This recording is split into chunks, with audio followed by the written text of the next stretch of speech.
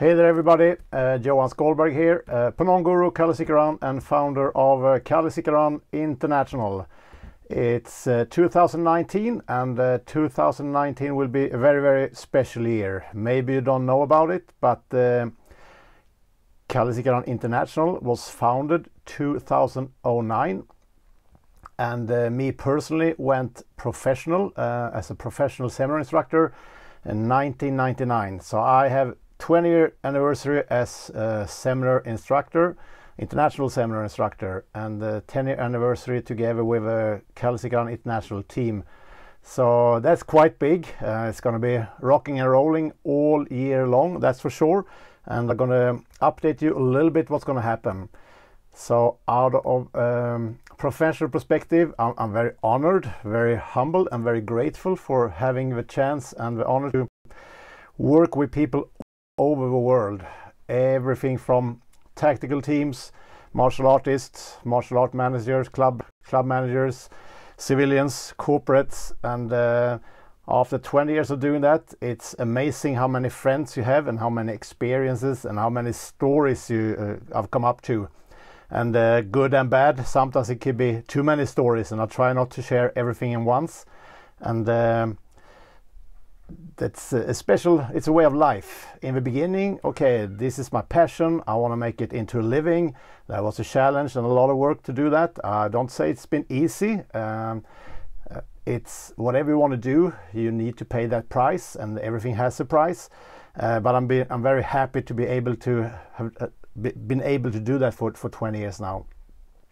And I'm also happy and grateful for being able and having the opportunity to encourage and mentor other people who want to do similar. It doesn't necessarily mean that everybody want to be a seminar instructor. That's the ups and downs of that. Some people want to be a professional martial artist, maybe running your own club or running your own group or run it in different settings. And it's interesting to be part of that journey for other people as well. Me personally, when I went professional in 1999, I was doing a lot of things. I've been doing martial arts for all my life. Most of you who know me know about that. But 1999, I have to think a little bit more professional out of the brand and the marketing perspective. And that year, we were still running the center. I ran that with Magnus Gildin, Sifu Magnus Gildin, who's a Wing Chun Kung Fu master. And back in those days, we were teaching everything in our martial arts center. And the name of that was, in Swedish, Asiatiska Motionsakademin, which in English is the Academy of Asian Exercises, which means nothing. And that was an intention behind that, because back in those days, martial arts were still controversial in Sweden. And I would say entire Scandinavia, not established traditional martial arts. They were not controversial, but everything that wasn't established, everything that wasn't on the regular agenda was controversial, and you have to be a little bit careful how you promote it, because a lot of people try to stop other martial arts from getting into a market, whatever you want to call it, a market, or share your experience and your knowledge. Some people like that, some people didn't. So we had a very neutral name, which was, again, functional back in those days. But when I'm starting to think like a professional, how can I make a living doing this? I have to think differently. And I was fortunate enough to have one of my private students who is a professional marketer, Tommy Östberg. He's a student of mine, but also a teacher of mine, because he started to teach me marketing and help out with my brand. And in the beginning, we had to say, and we had to go one way. So originally back in that center, we were teaching 3 different Filipino martial arts. We taught modern Arnis, we taught Inai and Eskrima, and we taught Sikaran. And he told me I have to choose one. And in the beginning I choose, oh sorry, little parenthesis there, I was also doing a lot of stick fighting. And my concept for that called Suntukan stick fighting. So in the beginning I started to brand it, everything I did, everything associated with me as Suntukan stick fighting, which was good for a while, because I did a lot of work together with the Shoot Fighting Federation. August Wallén promoted shoot fighting and the origin of MMA in Scandinavia, and he was a big player there, so we did a lot of things together. And it was good to do stick fighting together with shoot fighters and marketing the fighting part of it. Eventually later on, it was smart to rebrand it because the niche is kind of narrow.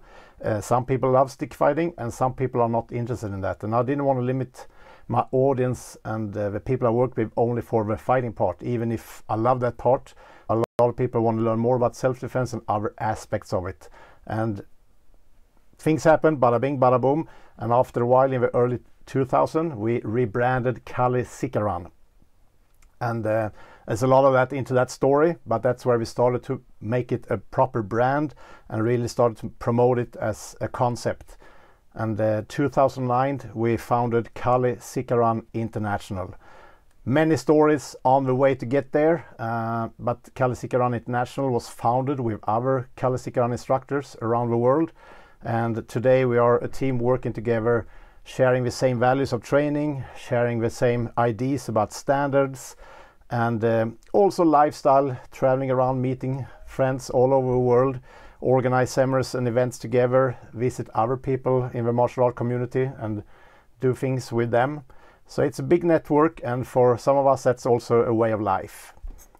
And I'm going to share more stories about this later on, but now Sikaran International is on the webpage sikaran.com. We updated that one a little bit last year.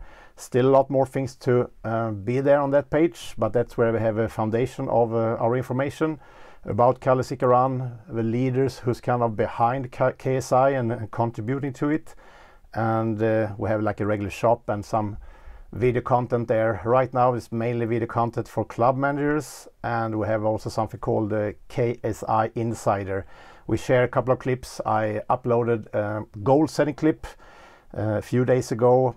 If you've been following us, you've seen some goal setting short clips on Instagram and maybe some short clips on Facebook and YouTube. I added a longer one where I get a little bit more into depth how to be successful with goals and goal setting. So if you're interested in that, want to see a little bit behind the scenes of Sikaran International, if we're going to go in depth with goal setting, we have some good videos for there, so sign up for that.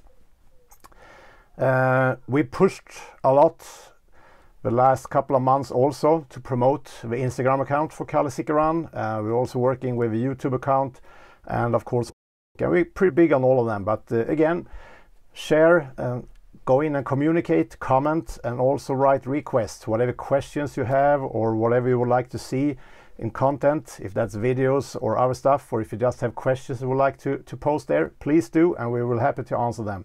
Might not always be me, might be somebody else in the team, but we want to build this up and have a good online or social media community as well until we meet next time, because in our preferred world we would like to meet, do some damage together, and the workouts we do on the mat face to face, that's the best part of it. Meanwhile, social media is good, but I prefer to spend my time in the gym or on the mat teaching instead of doing everything on social media. So never underestimate that part, that yes, we do as much as we can, but the action goes on in the gym. That's where you want to have most of your time and most of your focus. This other stuff is extra or on top, or things we can do when we cannot meet. I was also doing a little bit calculation here. Traveling 20 years goes so fast. It's a long time. Started to get some analytics from some of my traveling apps, and there started to be crazy numbers about how many times I travel around the globe. So I stopped watching because it's a little bit scary. Also how many hours I spent in the air, also scary. I hope there's a lot more hours teaching and training, I know it is, but I don't have any numbers for that. But I know I met and worked with thousands and thousands of people, tens and thousands every year basically. So that's really cool, and of course I would like to hook up and connect with as many as possible, as often as possible, but it's a big world, and everybody have their time and their money and their freedom. So I'm traveling around because I want to meet as many people as possible, and of course we organize our own events where all of our people or our interest or our audience could get together and meet. And we have some of the regular pillars every year. We have The instructor camp, re-established that. That's going to be in autumn in Spain. We had that last year as well. We have the summer camp every year, and of course it's going to be a big one this year as well. Every year we have a Mandarigma camp. This year is going to be the last Mandarigma camp in Philippines. So if you want to do Filipino martial arts, challenge yourself physically, technically and mentally, you want to go to Mandarigma camp. I know Chief at Arms is working really hard to make that extra, to make every year outstanding, and would love to see you there. Other events coming up next is the one in Oslo, and that one has been established for years.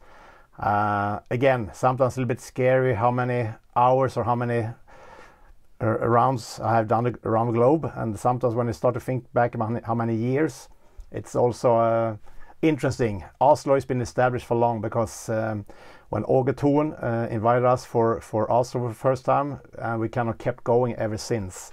So Oslo in February. All these dates, I'm not going to do all the dates now, but check out at kallesikaran.com or the Kalle Sikaran Facebook page. You can see the dates and the events coming up there, because we share all of it there on the Facebook page, but also at kallesikaran.com. It's also going to be in North American tour, probably together or maybe separately, but there will be a tour in USA, and right now it's in the planning. A little joke, the similarities and the differences between Sweden and USA. Yeah, we think we have in common. We don't trust our politicians. I'm not going to make a political post here, but right now the Swedish government is not really highly trusted for the Swedish people. I think that's a little bit of a similarity in the US as well. The difference is in Sweden, when I'm talking about turning into a professional career, we normally don't like to brag about ourselves, but you have to, because you have to build that brand. But that was a hard thing in the beginning, to establish what you are and make some statements, because people want to know who you are and what you are about. So you have to be very clear about that. But normally when I talk with Americans, my American friends, they normally claim that that's one of the tricks of a trade in the USA, that yeah, we're good about bragging ourselves. And again, we have our different cultures and our different opinions, but in USA it's more normally accepted that you can brag about yourself, it's good on you, and in Sweden it's a little bit the opposite. That's been a journey as well, and some of the things I talk about when I work with corporates, how you lead yourself. Doesn't mean that you have to brag about yourself, but you have to be clear what you are about, and that's another thing we do at Mandarigma camp, because that's why we build up your confidence and your inner strength. When you truly know who you are, nobody could defeat you. So again, Mandarigma camp is a big challenge, and you come home as another different person, stronger, harder and better and all that. That's something you're going to hear a lot when I go to Mandarigma camp. So I really encourage you to make that plan now. We also have this May, we're going to be at Eurobudo Festival. It's a big event with all our martial art friends from World Kobudo Federation. Hanshi Alansei is organizing that. That's down in Belgium. So we're going to be down in Belgium in May. That's going to be after the Mandarigma camp in Philippines, and we're also going to visit Kali 3D with Grandmaster Andy Elliott in Philippines. That's another chance to meet up with all our FMA friends. Not sure if I forgot anything there, but these are a little bit things I want to mention.